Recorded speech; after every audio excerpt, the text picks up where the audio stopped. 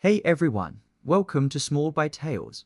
In a busy town, it was a typical morning with villagers going about their daily activities. Some were trading goods, others were heading to the fields, and a few were preparing to open their small shops. Among them sat a young man under a tree, seemingly lost in his own world. This was Theo, a boy known for his laziness and poverty. He was tall and strong, but something within him had stolen his drive. Theo refused to work, yet he constantly dreamed of becoming rich. He never put in any effort, but hoped fortune would fall into his lap. Even his meals came from the kindness of the villagers who pitied him. One morning, a wealthy merchant began distributing fresh milk to the needy villagers as a gesture of gratitude for a bountiful year. Theo, hearing the news, quickly joined the queue and soon had a pot of fresh milk in his hands. Overjoyed, he hurried home to prepare it. After setting up the stove and boiling the milk, he enjoyed it with 2 pieces of bread and set the rest of the milk beside his bed. But instead of helping his father in the fields afterward,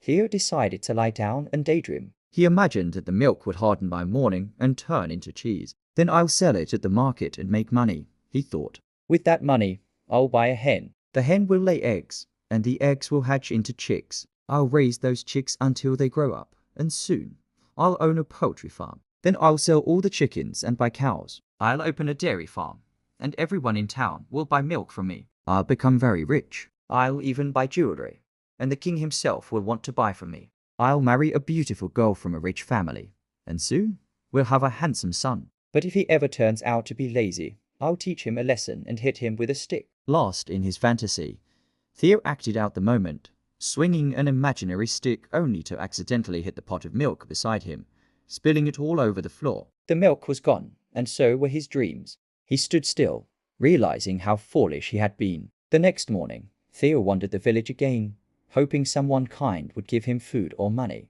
But nothing had changed. His life remained poor and miserable. Friends, often we have unrealistic hopes of achieving great things in life, but do nothing to reach them. If we want to succeed, our actions must match our aspirations. If we want success, the key is hard work. If we want to be accomplished, the key is discipline. And if we seek God's help, the key is prayer. Even if we are lazy, we can still change our habits and move towards success. Now, let us learn some new words from the story.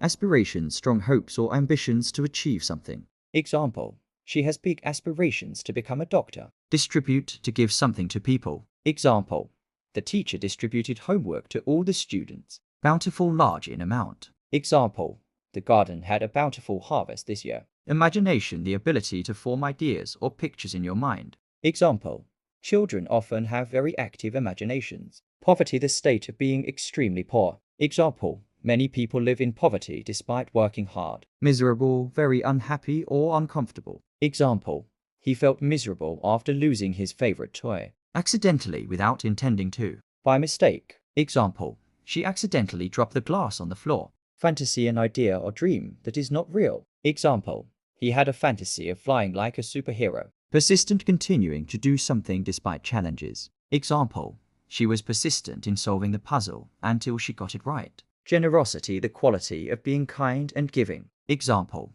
her generosity was evident when she donated food to the shelter. Today, we learn new words and important lessons about hard work and persistence. Remember, learning English can be fun when you practice regularly. So keep listening, learning, and growing. Make sure to like, comment, and share how this story helped you improve your English. Thank you for watching, and I'll see you in the next story, where we'll continue learning together.